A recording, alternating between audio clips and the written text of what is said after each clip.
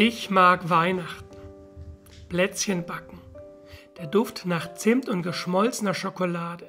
Und währenddessen fröhlich naschen.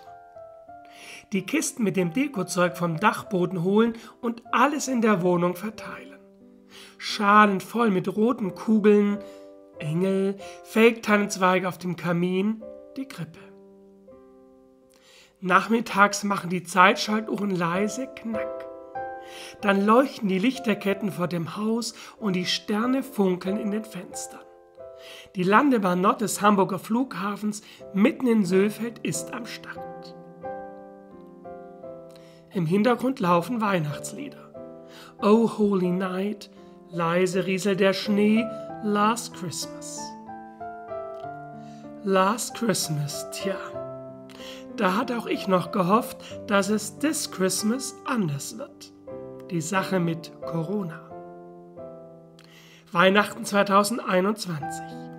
Stimmung gereizt, Menschen am Limit, Sehnsucht nach Normalität, Verzweiflung, Existenznot. Und Gott? Gott ist unverfügbar. Weihnachten 2021. Erinnerung daran, dass Gott Mensch geworden ist. Die Frage, wo ist Gott, muss nicht mehr nur mit dem Blick himmelwärts beantwortet werden. Mir reicht allerdings manchmal schon die Frage, wo bin eigentlich ich? Klar, gerade auf den Azoren, aber sonst so. Wo bin ich? Zwischen Erwartungen und Notwendigkeiten, zwischen Wünschen und Grenzen. Wo bin ich?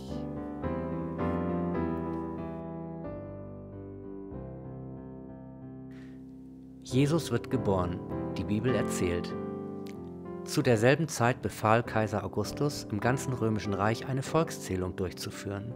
Es war die erste Volkszählung. Sie fand statt, als Quirinius römischer Statthalter in Syrien war. Da machten sich alle auf, um sich in die Steuerlisten eintragen zu lassen, jeder in seine Heimatstadt.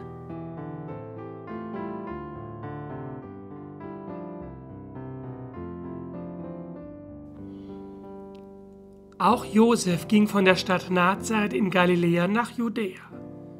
Sein Ziel war die Stadt Bethlehem, aus der David kam, denn er stammte ja von David ab. In Bethlehem wollte er sich eintragen lassen, zusammen mit Maria, seiner Verlobten. Maria war schwanger. Während sie nun dort waren, kam die Zeit der Geburt. Maria brachte ihren ersten Sohn zur Welt. Sie wickelte ihn in Windeln und legte ihn in eine Futterkrippe, denn sie hatten in der Herberge keinen Platz gefunden.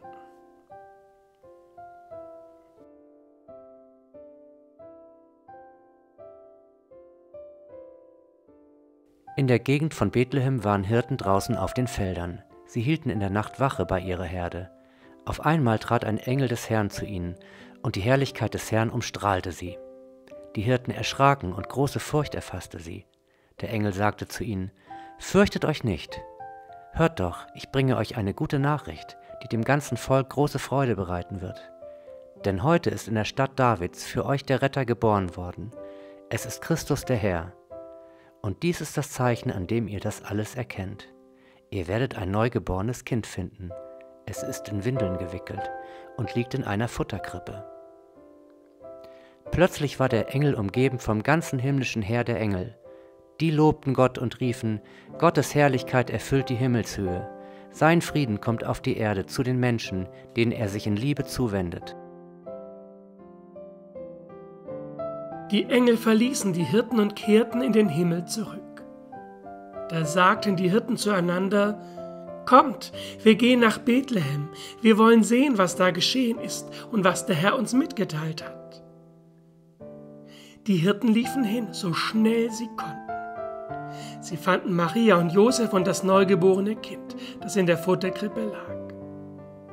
Als sie das sahen, erzählten sie, was ihnen der Engel über dieses Kind gesagt hatte. Und alle, die das hörten, staunten über das, was ihnen die Hirten berichteten.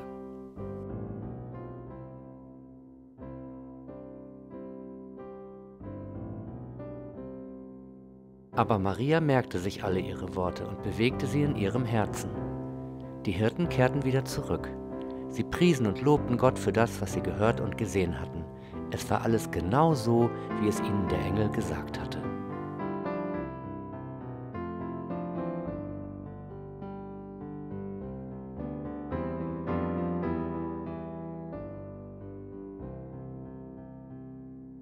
Wo bin ich? Einer der Hirten schaut mich an und sagt, du, manchmal ist es dran, einfach loszugehen, ohne genau zu wissen, was einen erwartet. Nur warte nicht so lange. Und schon eilt er weiter. Maria schaut mich freundlich an. Weißt du, ich war ganz schön überfordert. Etwas Göttliches auf die Welt zu bringen und sei es noch so klein, ist echt eine Nummer. Und manchmal genau dort hinein, wo es nicht so angenehm ist, ohne Ausrede. Josef nimmt mich beiseite und flüstert: Leben. Leben kann schon eine Zumutung sein. Da passieren Dinge, die man sich nicht aussucht und dann muss man das Beste daraus machen. Dann zählt Vertrauen, Geduld. Und während er das sagt, strahlen seine Augen so merkwürdig. Von oben tönt der Engel laut und herzhaft. Was raus muss, das muss raus. Freude, Hoffnung, Liebe, Glück, laut und deutlich, ein wichtiger Job. Ochs und Esel im Stall sagen gar nichts. Genügend auf den Schultern hatten sie ja schon gehabt. Ich höre sie im Heu rascheln und fressen. Zufrieden und im Hintergrund. Als dann später die 3 Weisen, manche sagen auch Könige, vorbeikommen, sehe ich Erleichterung. Wir sind dem Stern gefolgt. Gut, dass wir so hartnäckig geblieben sind. Und eine der 3 fragt mich: Wie kommst eigentlich du hierher? Und das Kind in der Krippe? Ich habe den Eindruck, es schaut mich einfach nur an. Weihnachten. Wo ist das, was wir Gott nennen? Und wo bin ich?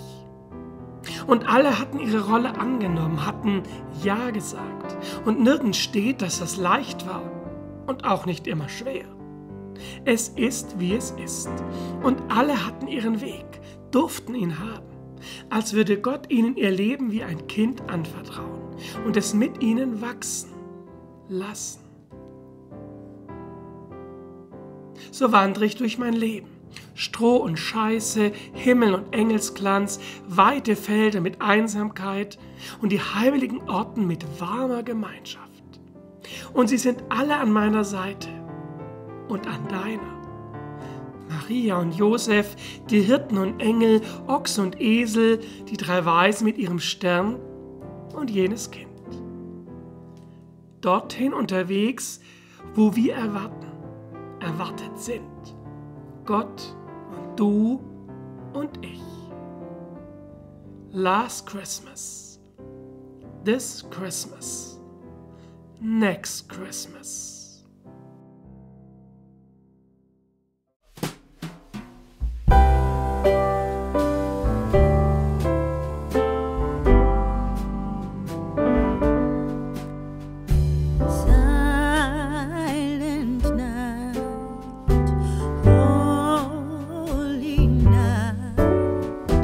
All is bright.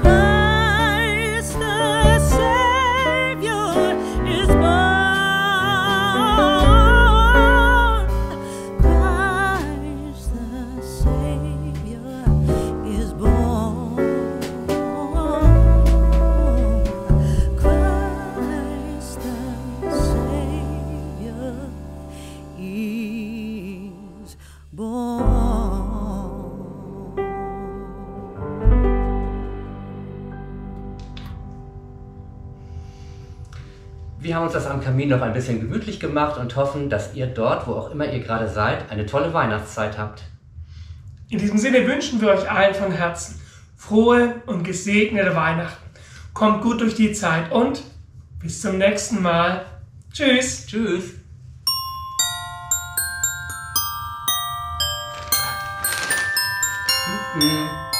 Ist noch nicht so weit. Oh, okay.